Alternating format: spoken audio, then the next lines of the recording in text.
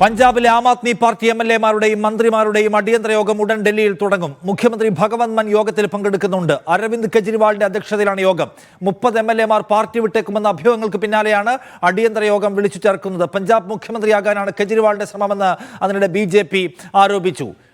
PR Aravind കൂടുതൽ വിവരങ്ങളുമായി ഡൽഹിയിൽ നിന്ന്. അരവിന്ദ്, ആം ആദ്മി പാർട്ടിക്കകത്ത് ഗുരുതരമായ സാഹചര്യം നിലനിൽക്കുന്നുണ്ടോ?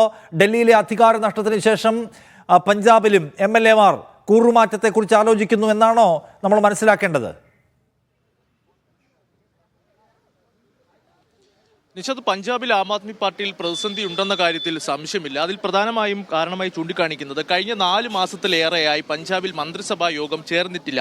ഇതുകൂടാതെ തന്നെ ഡൽഹിയിൽ നിയമസഭാ തെരഞ്ഞെടുപ്പ് ഫലം വന്നതിന്റെ അന്നാണ് കോൺഗ്രസ് അവിടുത്തെ പ്രതിപക്ഷ നേതാവായ പ്രതാപ് സിംഗ് ബജ്വ ചില ആരോപണങ്ങൾ ഉന്നയിക്കുന്നത്. കഴിഞ്ഞ 1 മാസത്തിലേറെയായി 30 ആം ആദ്മി പാർട്ടി MLA-മാരുമായി താൻ ആശയവിനിമയം നടത്തുകയാണെന്നും ഇവർ കോൺഗ്രസിലേക്ക് വരാൻ സന്നദ്ധ പ്രകടിപ്പിച്ചതെന്നുമാണ്. ഇതിന് പിന്നാലെയാണ് ഇപ്പോൾ ഡൽഹിയിൽ അടിയന്തര യോഗം വിളിച്ചിരിക്കുന്നത്. ഡൽഹിയിലെ കപൂർത്തല ഹൗസിലാണ് ഈ യോഗം ചേരുക. ഇപ്പോൾ പഞ്ചാബ് മുഖ്യമന്ത്രി ഭഗവന്ത് മാൻ ഡൽഹിയിലെ കപൂർത്തല ഹൗസിലുണ്ട്.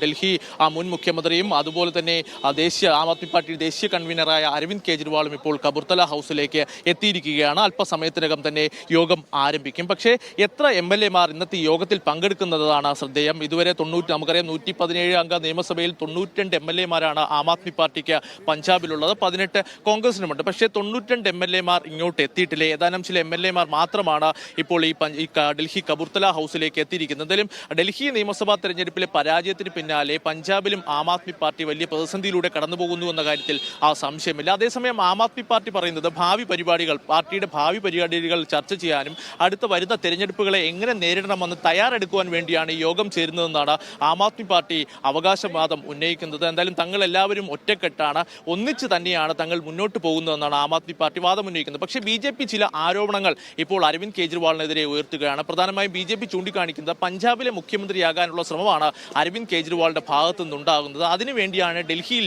ഈ യോഗം വിളിച്ചതെന്നാണ് BJP ആരോപിക്കുന്നത്. എന്തായാലും പഞ്ചാബിലും ആം ആദ്മി പാർട്ടി ഉടൻ തന്നെ പുറത്താകാൻ പോകുന്നുവെന്നാണ് കോൺഗ്രസിന്റെ ഒരു പ്രതികരണം ഉണ്ടായിരിക്കുന്നത്. എന്തായാലും വലിയ പ്രതിസന്ധി പാർട്ടിയിലുണ്ട്.